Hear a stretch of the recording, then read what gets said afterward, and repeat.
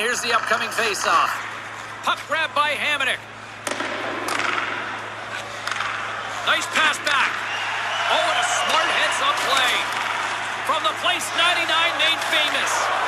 And that slides right out to center ice. Taken by Weegar.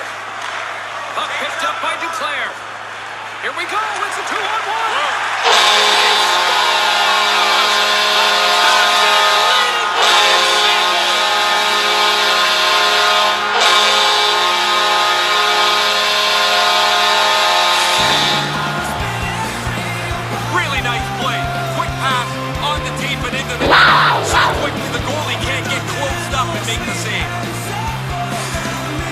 Giving themselves control of this game now with a 1-goal lead in the second.